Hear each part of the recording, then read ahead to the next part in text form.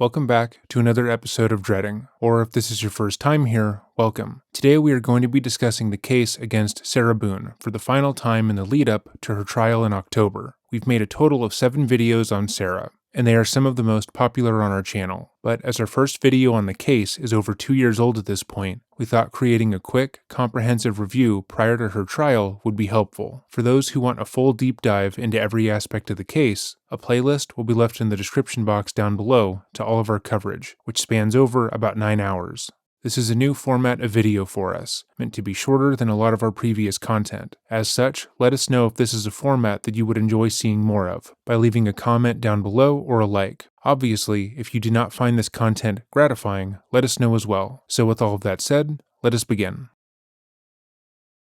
This is Sarah Boone. Sarah would describe herself as a plucky go-getter who did extremely well in school. She's incredibly braggadocious about her achievements, despite many of them being decades old and no longer relevant descriptors. Sarah has described herself as a straight-A student, a great mother, and as a primary provider for her family. However, no one else in her life views her the same way. In fact, Sarah's friends, family, and acquaintances would all agree that the middle-aged mother is a non-functioning alcoholic who routinely puts those around her, especially her child, in danger. Sarah used to be married to Brian Boone, who said in his conversations with the police that his relationship with Sarah broke down after she gave birth. He stated that after they became parents, Sarah seemed to reject motherhood entirely and started drinking heavily during the day. On multiple occasions, he found that she had placed the child in harm's way, either leaving the infant to fend for himself while she went to a bar, or bringing over strangers to their home while inebriated. On at least one occasion, the son found his way outside without supervision, and was found by a neighbor. Eventually, Brian would divorce Sarah over her repeatedly putting their son in harm's way. Despite this, Sarah would still be allowed visitation with their child, and Brian would still talk to his ex-wife nearly every day. But Sarah wouldn't stay single for long. Immediately after the divorce, she would begin seeing Jorge Torres, and their relationship was extremely contentious, with both of them being arrested on separate occasions for domestic abuse. Both parties had called the police on the other, but they would always bail each other out of jail each time. It should also be noted that Brian Boone would state that in his relationship with Sarah, she would often lash out at him physically, although he downplayed the abuse significantly. He would talk about her striking him, clawing at him, and trying to hurt him, but would state because of their height and weight difference, he didn't really view it as physical abuse, even though that is objectively what it was.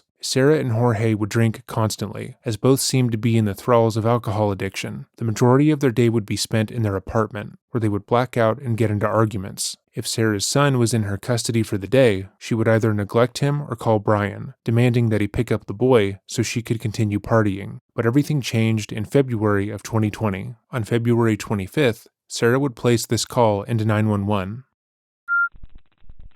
911, what is the location of your emergency? 4748 France Court, apartment 3. 4748, what's the street name? France, Frantz. And the apartment number? 3. Is this a police or medical?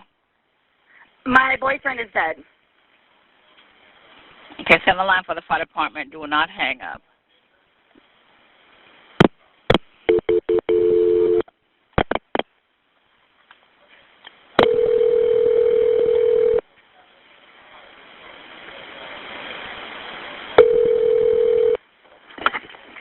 Fire rescue. What's the location, Mercy? That's 32. No, please don't leave. 4748 France Lane, apartment 3. France Court. France Court. Yes. Okay, is this near Mackenzie Drive? I don't know where that is. Okay, fine, okay. It's Tealwood Park Apartments. Okay, 4748 France, correct? Correct. All right, great. Now tell me exactly what happened there. My boyfriend and I were playing last night, and I put him in his case and we were playing. And Okay. like kind of hide and seek kind of thing. So I fell asleep and I woke up and he was dead in the suitcase. So I don't know what happened. I don't know what happened. Right, okay, what's the apartment number? 3. Apartment 3? Yes, like he has like blood coming out of his mouth, and I don't know if like he had like an aneurysm or what happened. Right, okay, all right, okay. Listen, we're getting help out Purple. there too. All right, okay. Okay, Right now?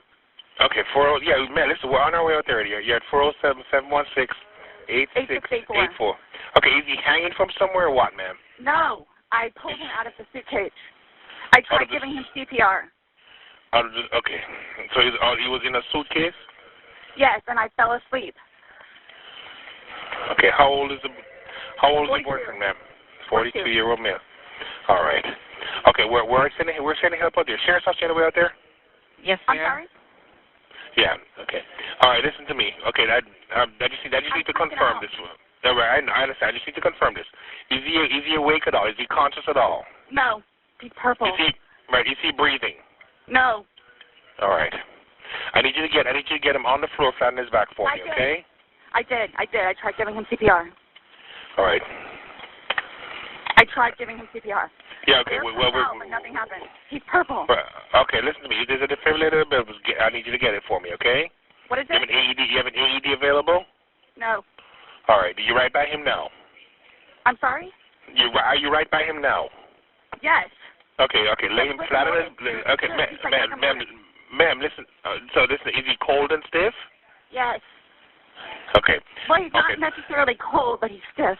And he's Right. purple. Okay. All right. Listen to me. Listen to me. I want you to lay him flat on his back for me on the floor. I did. Removing the pillows. Okay. Yes, I did. All right. Okay. He's stiff and purple. Right. Okay. Listen. Okay, man. That's fine. We're still going to do compressions on him. Okay. All right. Place the heel of your hand on his breastbone, right in the center of the chest, right between the nipples. Yes. Put your other hand on top of that hand. Baby, I'm telling you. Just by looking at him, you can tell. Okay. Ma'am. Please. Okay, he just gurgled. Okay. Listen to me. All right. I want you to place the heel of your hand. Okay, right between his chest, right between his breastbones. Yes. Put your other hand on top of that hand. Yes, we want to pump his chest to me hard and fast, going to this twice per second. I'm doing it again. Okay, no, just keep on pumping. That's all you need to do for me. Keep on pumping his chest for me. I don't need you to stop and talk or anything. I just want you to count out loud for me, okay? 1, 2, 3, 4, 5, 6, 7, 8, 9, 10, 11, 12, 13, 14, 15. This is nothing. Okay, ma'am, just keep on pumping his chest. That's all you need to do for me, okay? Yes. Come on, please. Hurry up. Okay, ma'am, they're driving here as fast as they can. Okay, don't stop to say hurry up. Just keep on pumping and counting. I'm still doing it while I'm talking to you, okay? Okay. Still doing it. All right, just continue pumping his chest. Count on a second count with you. 1, 2, 3, 4, 5, 6, 7, 8, 9, 10, 11, 12, 13, 14, 15, 16, 17, 18, 19, 20, 21, 22, 23, 24, 25, 26, 27, 28, 29, 30, 31, 32. Please hurry. Okay, ma'am, they're getting there as fast as they can, okay? He's stiff and he's purple. Okay. Keep pumping his chest for me, ma'am. I'm still doing it, okay? Still doing it. Just don't make me count. Okay? Right, okay, that's fine. You're doing a good job. Just keep on doing it for me. That's all right. They're getting there as fast as they can, along with the sheriff's office also, okay? Please. Okay. Keep on pumping, ma'am.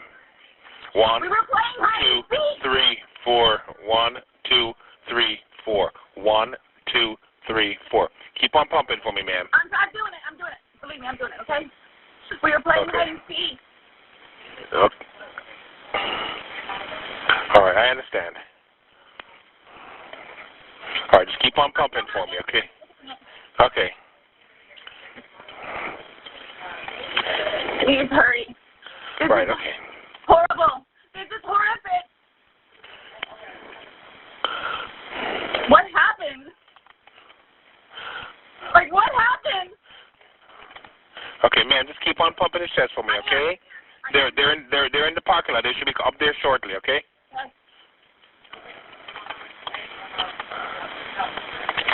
I'm still doing it, okay? All right, okay, good. And you found him in a suitcase, you said? Yes. We were playing hide and seek last night. I fell asleep. I think they're here. Right, just keep on pumping his chest until they take over, okay? I am. Okay.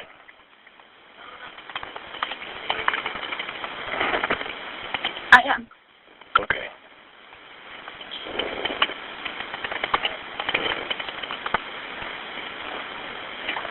I am. Okay. Open. Come in. Can I stop pumping now? Let them take over for you, okay? When was the last time anybody saw him? Last night. Okay. We were playing hide and seek. He hid in the suitcase. Okay. Yeah, unfortunately, he's been down too long. There's nothing we can do for him. Hello, ma'am. And so we're there, obviously. All right. Yeah, no, he's my boyfriend. He's your boyfriend? Okay. Does he have any kind of metaphors? No. No, not that I know of.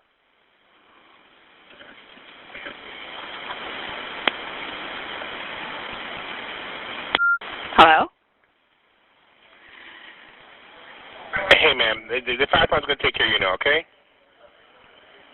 As you heard, she claimed that the night prior, after a few drinks, Jorge and her decided to play hide and seek in the apartment, but instead of playing it the way the majority of people do, Jorge told Sarah where he was going to hide and asked her for assistance. He then, allegedly, got into a suitcase that was in their living room and had his girlfriend zip up the luggage, laughing the entire time. However, after Sarah helped the 42-year-old get into the case, she went upstairs and then fell asleep. When she woke up the next morning, she found Jorge still in the luggage, dead. Though Jorge had perished, she claimed that it had been an accident and that she was not responsible. She emphasized that it had been Jorge's idea to get into the suitcase and that he was ultimately the one at fault for the death. However, after Sarah gave the police permission to search her phone, they quickly dismantled her version of events.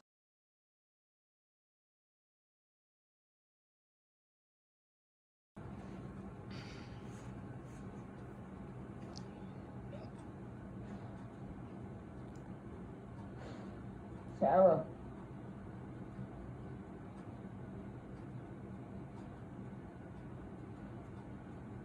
For everything you've done to me. Sarah. For everything you've done to me. Sarah. You. Sarah. You. Sarah. Stupid. Sarah. That's my name. Don't wear it up. Sarah. I can't breathe, babe. Seriously. Yeah, that's when you do when you choke me. Sarah. Sarah.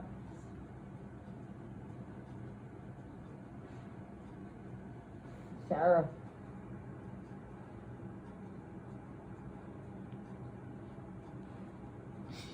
Sarah, I can't breathe, babe.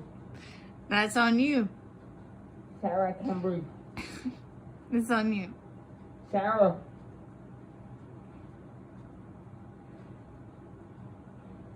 Real or ransom. Might want to get video for it extra. Because I got this. Sarah. Real or ransom. Sarah.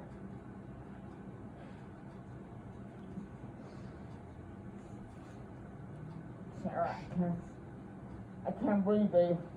Oh. That's what I feel like when you ching on me. Sarah. Breathe, Sarah.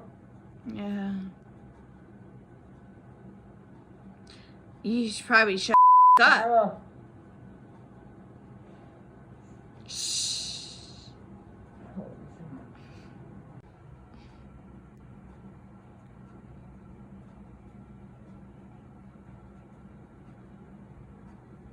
Sarah.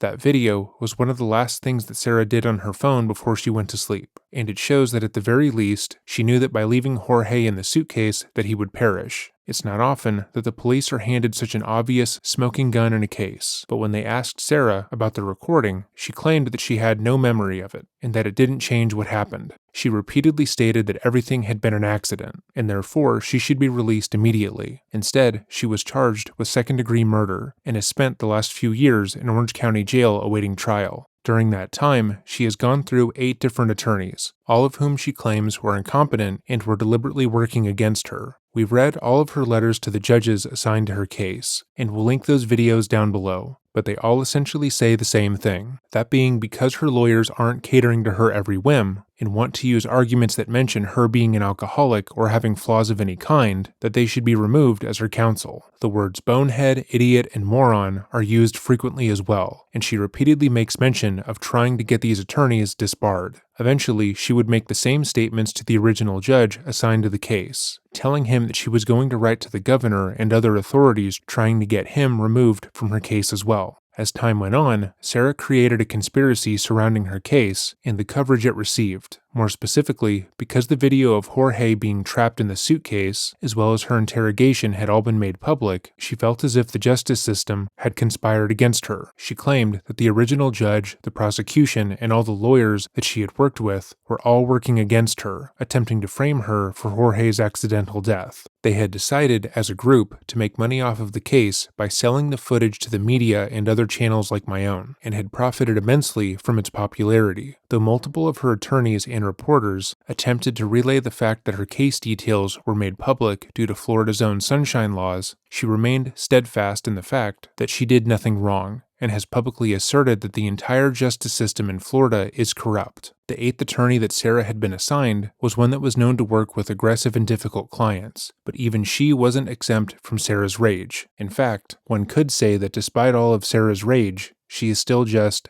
Sarah stuck in a cage. You heard me. Sarah would go on to write a 58-page letter describing in immense detail how much she had hated this lawyer. After giving this letter to the court, the presiding judge would put his foot down, stating that Sarah had forfeited her right to counsel. For a very brief window of time, Sarah was set to represent herself in court, which would have resulted in this case being turned into more of a sideshow. However, Sarah would write a letter to the public, appealing to any lawyer who would be willing to represent her, and somehow her handwritten help wanted ad worked, and she was able to find a defense attorney named James Owen. Owen had become aware of the case through its coverage on Court TV and Law and Crime, and felt compelled to help Sarah when she had been stripped of her right to counsel. He immediately used his legal knowledge to try and get the case dismissed, citing the multiple delays in the case going to trial, but that was dismissed by the judge. He joined the case with just a month to prepare for court, and as such, has had to scramble to both get Sarah in line and put their defense together. With that in mind, it's very likely that the court proceedings will be anything less than a sideshow, given that the prosecution has been given years to prepare. To be clear, the case against Sarah is clear-cut. She helped place Jorge in the suitcase. She recorded him as he lay dying. She parroted his calls of distress back to him and acknowledged on video that he would die if she didn't release him from the luggage. And then she left him there. Although there is no direct evidence that she had planned to kill him, her actions resulted in his death. Though Sarah has repeatedly stated that there is more to the case than people know, and that the world is ignorant as to what actually happened that night, any additions to her story would likely be irrelevant. Through other motions Owens had filed, the defense made it clear that they would likely be mounting a battered woman defense, which is what most of her defense attorneys had stated that they would do. But given the exact circumstances of the crime and the evidence, it's unlikely that the defense will be fruitful. According to the Office of Justice's virtual library, a battered woman defense holds that a battered woman is virtually held hostage in a violent household by a man who isolates and terrorizes her, convincing her that if she leaves, he will track her down and kill her. 3 components of BWS include behavior brought on by victimization, learned helplessness behavior, and self-destructive coping behavior. Though Sarah no doubt had developed a self-destructive coping behavior in her drinking, the other 2 components are missing and would be hard to prove in court, especially given her antics while in jail. That is not to say that Jorge wasn't abusive. or that she wasn't victimized by him, but that she would likely be unable to meet the criteria of her own defense. Moreover, her issues with alcohol abuse developed prior to their relationship. Her trial is set to begin October 7th, and like most of the people we have covered on this channel, there's a very good chance she will be testifying. Again, if you want to see all of our coverage of the case, including us going over her arrest video, her interrogation, her ex-husband's interrogation, and more, a playlist of our coverage will be left below. As always, if you've made it to this portion in the video, thank you. Your support has helped us immensely, and we would obviously not be able to do this work without you. So if there's a case you would like to see more of, or a case you want more attention brought to, let us know by emailing me at dreading.official@gmail.com. And if you liked this new, quick, bite-sized form of content, let me know by leaving a comment down below or a like. And with that said, remember to stay safe and have a great day.